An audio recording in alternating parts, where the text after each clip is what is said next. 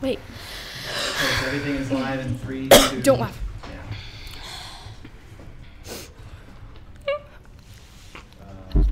I'm nervous. I'm looking up, and the phone is called being put through. Oh my god. I feel like I have to. What? Me too. Me too. I need chapstick. You almost did that out loud. No. That would be embarrassing. Oh, that no.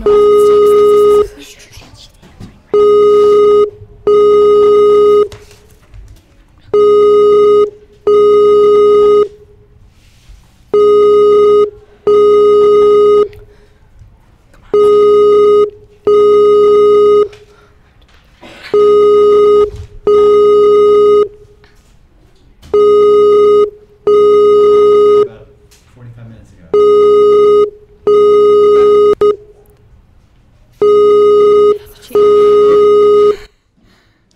Hello.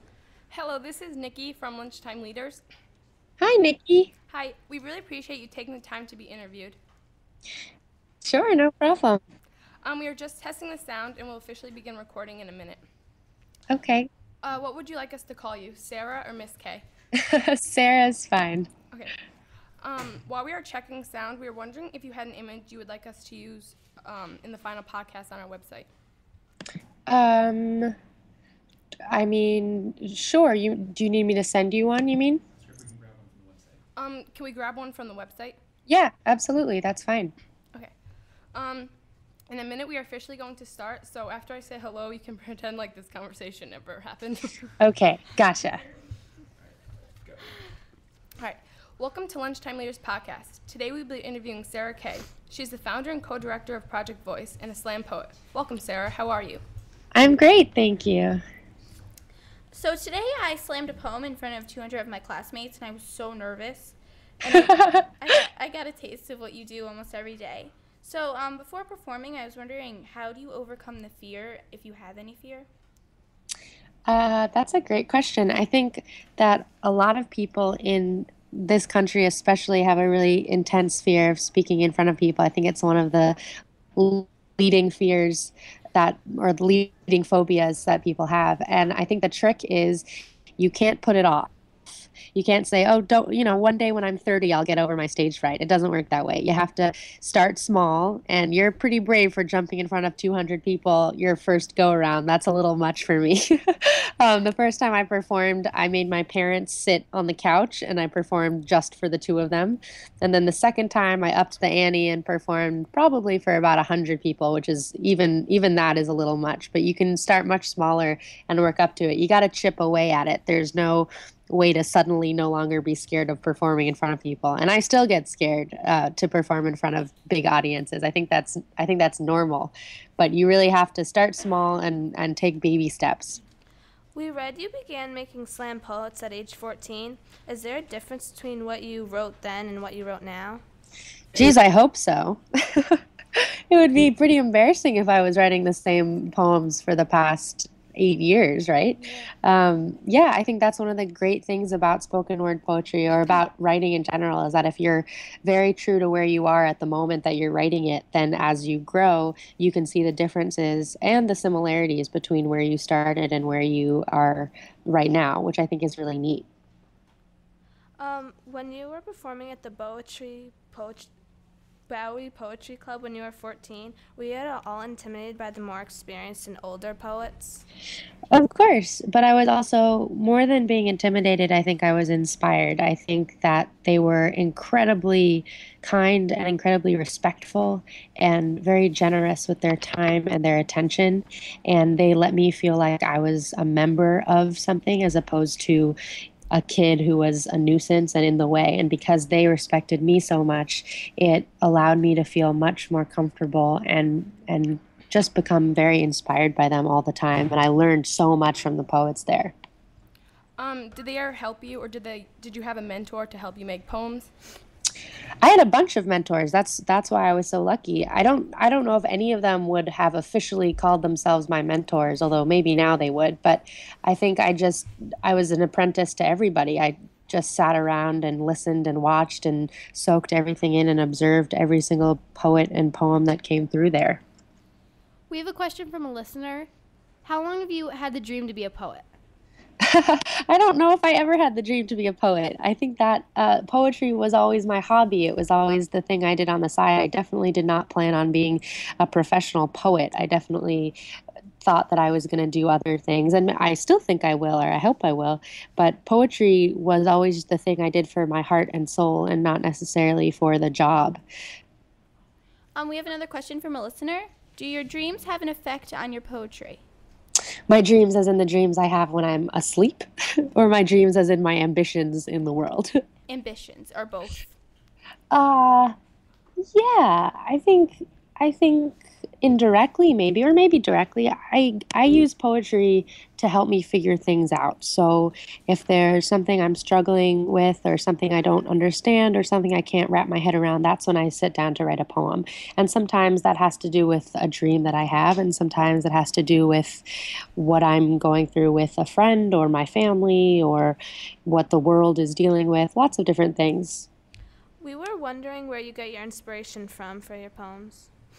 Pretty much everywhere. I think that's the kind of the same question that was just asked, but anything that is tickling my brain at the moment, anything that I can't let go of or doesn't seem to go away, or if I find myself telling the same story over and over again to my friends, I realize that there's a reason it's staying in my brain. What gave you the push start to start making poems in the beginning? I've been writing poems since I was a child. I've been writing poems since before I actually knew how to write. When I was a baby, I would stand next to my mom and yell poem, and I would dictate and make her write it down for me, which is probably why she taught me how to write, so that I could start doing it myself and she wouldn't have to do it for me. So I've been writing poems forever, but I didn't start performing them or having anything to do with spoken word poetry until I was 14, and that happened by accident. I was at a friend's house and I saw a video of spoken word poetry, and I'd never seen it or heard of it before. And I saw it and I thought it was really neat, but that was sort of it. I just thought it was cool, not really interested in doing it myself. But about a month later, I got a letter in the mail, which I still have no explanation for and continues to be a mystery for my entire life. But the letter said, "Congratulations, you've been registered to compete in the New York City Teen Poetry Slam." And if it had happened a month earlier, I would have not even known what that was, and I would have ripped it up and said, this is junk mail. But because I had just seen this video and I thought spoken word was kind of neat, I thought, okay, well, I'll try it one time. What's the worst it could be? I'll just do it this one time. And so I wrote one poem for this one event, and I went to the event, and it just so happened to be at the Bowery Poetry Club. But it was an all teenager event. They had rented out the club specifically for this event. So there were no grown-ups, no alcohol. It was just teenagers. And I went and I performed, and I fell madly in love with it. And I wanted to do it as often as possible. And so I kept going back to the Bowery Poetry Club, not realizing that on normal everyday nights, the Bowery Poetry Club is actually just a regular bar. So that's when I realized that it was all adults, that I was the only 14-year-old. But I was lucky in that it meant that I was surrounded by incredible teachers. Do you remember what the poem was about? Oh, yeah. I do remember what the poem was about. My mom likes to joke that it was the first and last angry poem I ever wrote, because at the time I had only seen one video of spoken word in my life. I saw it one time for a second, and the only thing I remembered about it was that it was really angry and really indignant and really aggressive. And so I thought that that's what all spoken word poetry had to be. And so I wrote this poem that was really angry and aggressive, and I performed this poem. And it's totally absurd and very silly, although at the time it was very serious and meant a lot to me. But I nowadays laugh at it because it's so nostalgic. It's a perfect answer to the earlier question, which was, are your poems different now than they were when you were 14? We have a question from a listener. You said before that you performed at first in front of your parents. Do your parents still come and watch you now? Oh yeah, whenever they can. They're so sweet. It's so funny. They never ever would have guessed that this is the path I would have gone on. I don't think. I think that they expected me to go in pursuit of being a filmmaker, which I still might, because I really love making films and working with video.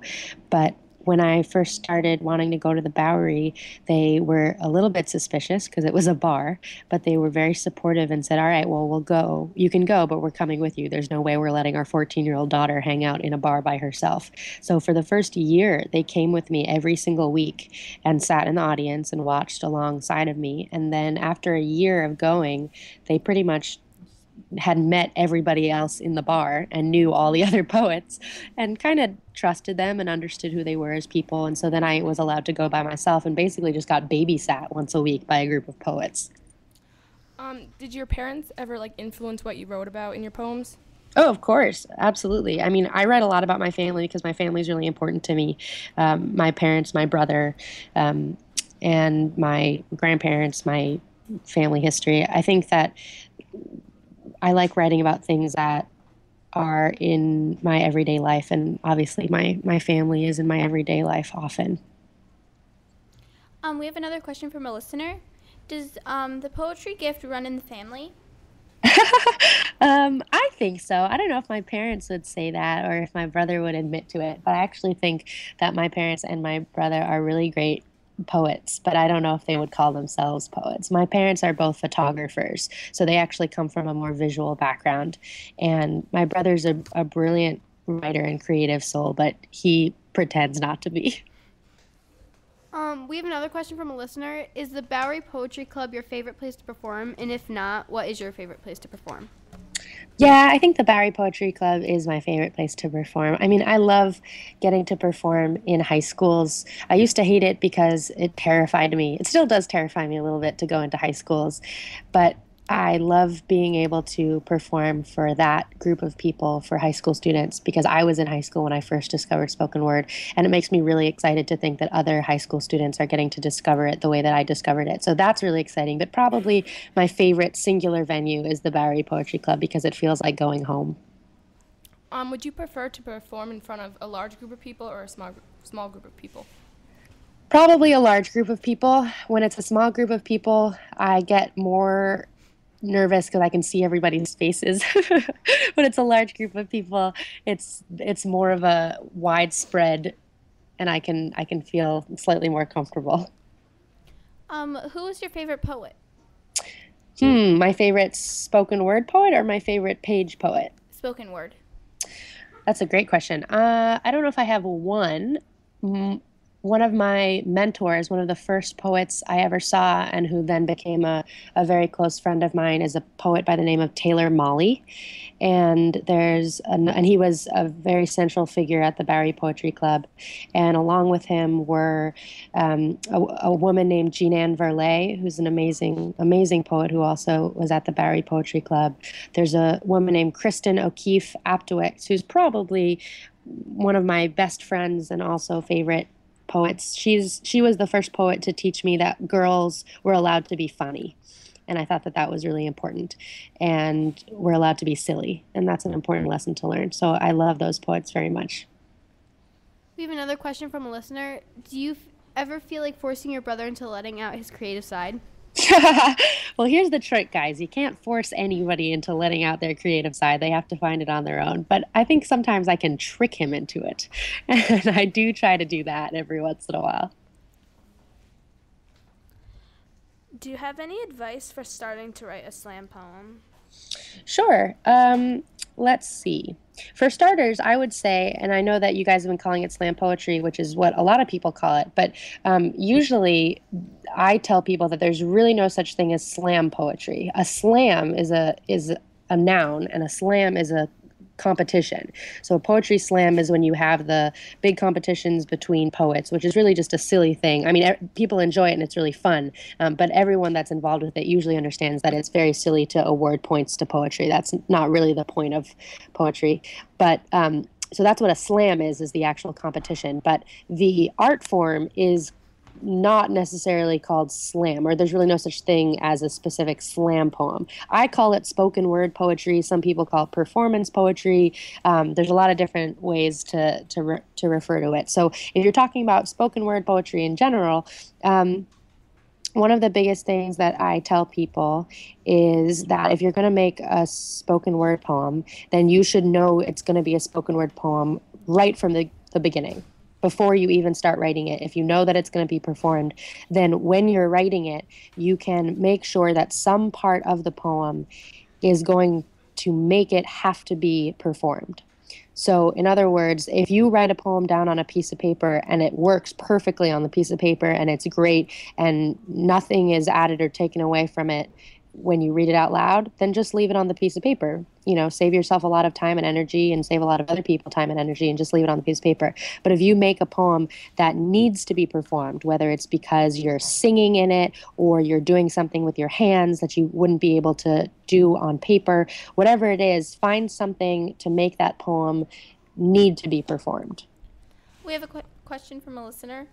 Are there any hidden rules you had to fight against as a female poet besides learning that you can be funny? Interesting. Were there any hidden rules? I think that in general there are a lot of girls who are not taught that they are allowed to take up space. And some girls are, and they're really lucky, and they're parents or their guardians have done a really good job, or their teachers have done a really good job in teaching them that. But I think that boys are often taught that they are supposed to take up space. They're supposed to be loud. They're supposed to be smart. They're supposed to be vocal. And girls aren't always taught that. And I think that I was really lucky in being taught that by my parents and my teachers. And so to me, speaking out loud and saying something I believe in and saying a poem that I worked hard on is natural to me. But I think that a lot of times for other girls, it seems scary and it seems like, oh, well, I don't want to be the loud one. I don't want to be the girl talking about farts on stage. That's scary to people. And I understand that. And I think that one of the things I've tried to do is, as a girl poet, is show girls that they don't always have to be cool, or they don't always have to be pristine and polished and have everything figured out, that it's okay to be goofy, it's okay to be silly and smelly and hairy and farty, and that's what girls are, that's what boys are, that's what people are, and that's what poems can be too. So I think that's probably the thing I would say that I have to learn and fight against all the time, just to remember that poetry doesn't always have to be perfect. Poetry can be rough and tumble. Do you mind if we keep going for a little longer than we planned? No, go ahead. Okay, we have a question from a listener. If you can choose to perform anywhere in the world that you haven't been to, where would it be? Oh my goodness, that's a great question. I've never been asked that question. Well, I've never been to the Green Mill in Chicago, which is the birthplace of the Poetry Slam, so I'd love to get a chance to go there. But I'd also just love to perform spoken word poetry outside of the U.S. And more than perform it, I think I'd love to, hear it and experience it in other places. I know that France has an amazing spoken word scene and community in Paris, and there's a number of other places where there's a budding spoken word poetry scene. I'd love to see the different ways that it's being done other places. So just in terms of getting to travel, I would love to go listen to some spoken word poetry in, I don't know, let's say Greece. Do you have a certain method to making your poems? A certain method. The only thing I can say is that when I'm writing a poem that I know is going to be a spoken word poem, it's really important to me that I know what it sounds like and what it feels like in my body. So I can't write poetry. There's this wonderful vision that lots of people have of poets going and sitting in coffee shops wearing berets and writing in notebooks. And I can't do that because I look like a crazy person because I have to talk out loud to myself the entire time. So I can't write in public. I have to be somewhere where I can sit down and say all the words out loud. But other than that, there's no real science to it. We have a question from a listener. If you could collaborate with any poet, who would it be? Oh, wow. That's a great question. If I could collaborate with any poet, who would it be? Oh, I know. I have a close friend who I went to school with, who's one of my favorite poets, alive or dead, in the entire universe, and her name is Laura Lamb Brown Lavoie, and she's an incredible poet, and I would love to collaborate with her. Could you ever see yourself doing anything other than spoken poetry? Oh, hell yeah. Uh-oh, I don't know if I'm allowed to say hell. Sorry. Um, uh-oh, that's another fun fact about me. I have the mouth of a sailor. Um, I would love to do other things. I do other things all the time. Like I said, I didn't plan on being a professional spoken word poet. In fact, I still sometimes don't believe that that's actually what I'm doing. It seems like a dream or a fluke. But I spend a lot of time working on other little projects that I fall in love with and work really hard on. So, for example, this past summer, I went to India and I was shooting two different documentary film projects, which I'm in the process of editing now. Last fall, I wrote and performed a one woman show that I had the great fortune and blessing to do off Broadway, which was really exciting. And I love writing music. I wrote a full length musical with a really close friend of mine named Drew Nobile. So I'm always working on lots of different projects all the time. How do you think your career would be different if Project Voice was around when you first started? Oh, interesting. I don't I don't know. Only in that I think a lot of what Project Voice does is the step one, which is sort of sparking the excitement and interest. You know, if I'm lucky, I get to stay in a school long enough to actually work with students and help them work on the art. But a lot of times I only get to be there just to perform and teach an initial workshop. And so really my job is just getting the fire started. So in that respect, I actually had that done for me by the Bowery Poetry Club. So I wouldn't have needed it in the same way. But I do think that if Project Voice is successful in a big way, in that it makes it so that spoken word poetry is more widespread and more understood and more accepted, especially in school environments, then it will be really exciting to see how it's not just a weird art form that only one or two people know about, but it's an art form that lots of people are embracing and getting excited about. And I think if that had happened when I was a kid, that would have been really exciting, because I definitely was the only kid in my high school doing it. And I felt like it was my job to bring spoken word to all of my friends, which is actually where Project Voice started. We have two more questions. Okay. One question is, if there was any question we could have asked you in this interview that we didn't, what would it be? Oh, I see. Getting me to do the work for you. Aha. Let's see. Well, I don't know. Maybe something like, what's the best thing about being a traveling poet? What do you think is the best part of being a spoken word poet? What a great question. I think the best part is that I get to share stories and listen to stories from people that I would maybe never otherwise get a chance to meet. You know, when would I ever have gotten a chance to talk to you guys if it wasn't for this, and if it wasn't for this kind of work and this kind of art? So it really is very, very lucky that I get to hear stories from all different people, from all different ages, all different places, all different walks of life, because that's the kind of stuff that gets me up in the morning. We were wondering if you're good at making spontaneous slam poems. Absolutely not. Are you kidding? That's so hard. I have a hard enough time trying to write them ahead of time. Making them up on the spot is incredibly difficult. We were wondering what one takeaway message you want the students and listeners to hear. One takeaway message. Well, I think one takeaway message would be have fun. If you're gonna do spoken word, if you're gonna try it yourself, or even if you don't want to try it yourself, you just want to listen to it. It should be fun. It should be something that you're enjoying. You know, even poems that are sad or angry or difficult to write or difficult to hear.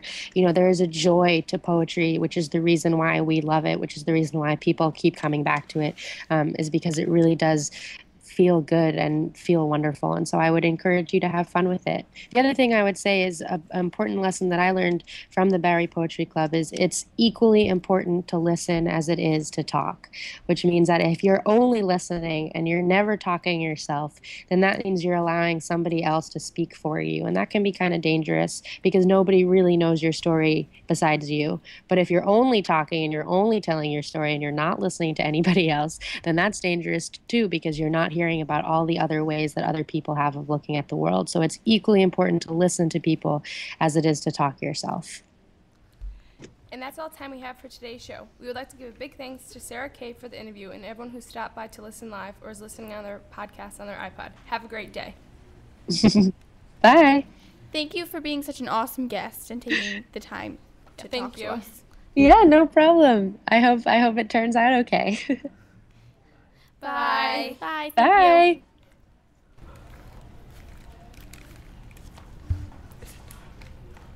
I have to call.